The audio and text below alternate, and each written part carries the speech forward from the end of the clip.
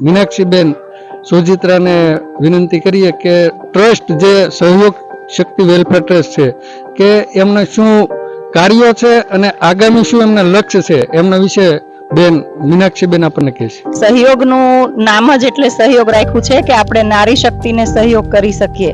હવે આજથી આપણે જોઈએ છે કે આપણો પહેલા દેશ પુરુષ પ્રધાન હતો, હવેથી પુરુષ અને સ્ત્રીને એક સમાન ગણવામાં આવે છે. તો એમાં ઘણી દીકરીઓ અને વહુઓને અમને લાગ્યું કે આપણે હેલ્પ કરી શકીએ અને એને કેટલી આગળ લઈ જઈ શકીએ. તો એના માટે આપણે રાહત દરે સીવણ ક્લાસ, મહેંદી ક્લાસ, રેઝિન આર્ટ, સિલાઈ વર્ક અને ખાટલી વર્કના ક્લાસો કરાવીએ છીએ.